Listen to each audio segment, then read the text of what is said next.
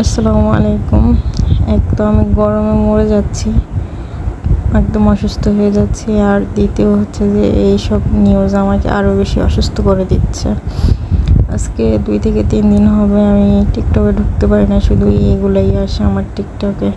Milton সমাদ্দারের যত কাহিনী কুকাণ্ড এগুলো সব আসতেছে। প্রথম ভাবতাম হয়তো লোকটা ভালো মানুষ, হয়তো কোনো রাজনীতিক ব্যক্তি বা রাজনৈতিক কারণে ওনার পিছনে কেউ হয়তো লাগছে, বা কোনো বড় শিল্পপতি বা কেউ হয়তো দুশ্মনী করতেছে ওনার পিছনে। কিন্তু যখন একের পর এক প্রমাণসহ নিউজ হাজির হইতেছে, তখন আসলেই মনে হচ্ছে যা কিছু ঘটে কিছু না কিছু রটে, এরকম অবস্থা। আমার খুব খারাপ লাগে যে রাস্তায় পড়ে থাকা মানুষগুলার উনি নিয়ে যেয়ে 4টা ডাল ভাত খাওয়ায়। ওনার সামর্থ্য না থাকলে উনি খাওয়ায় কেন? তারপরে আবার উনি সোশ্যাল মিডিয়াতে মানুষের থেকে অনুদান খুঁজে সেই হারে ওইভাবে খরচও করে না। আর এই যে রাস্তায় পাগল মুরব্বি যারাই আছে এদেরকে উঠায় নিয়ে যাওয়ার পরে এদেরকে নাকি ট্রিটমেন্টও করায় না ভালোভাবে, এদেরকে নাকি 5 টাকা দামের একটা প্লেট দিয়ে অপারেশন করে। আল্লাহ, কি নির্মম অবিচার! এগুলো দেখলে আমার আর ভালো লাগে না, কেমন জানি অস্থিরতা ফিল হয়। মনে হয় যে এখনই আমার রুহটা বের হয়ে যাবে এই ধরনের নিউজ দেখলে।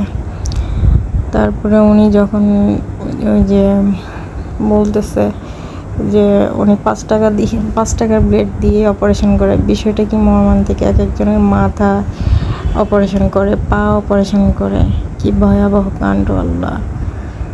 তারপর নাকি ওনার আশ্রমে যারা যায় তাদেরকে নাকি ফ্রি চেক আপ করায়, তারপরে দেখে তাদের কিডনি ভালো আছে কিনা বা অন্যান্য পার্টস ভালো আছে কিনা। যাদের টাকা নাকি ভালো থাকে তাদেরকে নাকি ভালো মন্দ খাওয়ায়, একটু সুস্থ করে তারপরে তাদের কিডনি হার্ট এগুলো সব বিক্রি করে দেয়। তারপরে আসলে এই ঘটনাটা ঘটছে নাকি ওইখানে যে মসজিদে গোসল দেওয়া হয় মৃতদেহগুলোরে, হঠাৎ করে নাকি মানে ওনার আশ্রমে বৃদ্ধ মানুষগুলো মরে যাওয়ার হার বেড়ে যায়।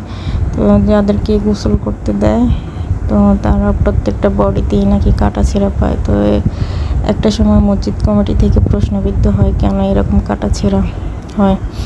তারপরে ওনাকে যখন প্রশ্ন করে উনি ওই মসজিদে লাশ পাঠানো বন্ধ করে দেয়।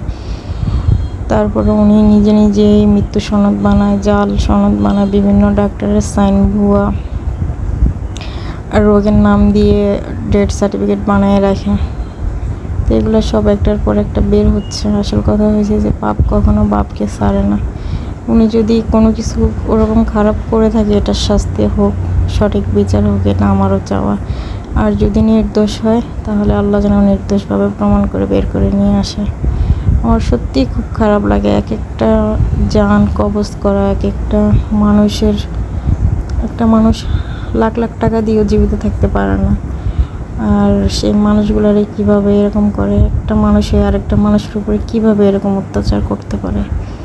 আল্লাহ তাআলা হেদায়েত করুক এদের। এই দুনিয়া কয়দিনের ভাই? একটা মানুষ সর্বোচ্চ 100 বছরে বাঁচুক বা 120 বছর বা 200 বছরে বাঁচুক, এত ধন সম্পত্তি কে খাবে? এই যে টাকার লোভে মানুষের কিডনি, চোখ, হার্ট এগুলো বিক্রি করে দিতেছে। এগুলো কি উনি মরে গেলে কবরে নিয়ে যেতে পারবে? কেউ কারো কবরে কোনো কিছু নিয়ে যেতে পারছে?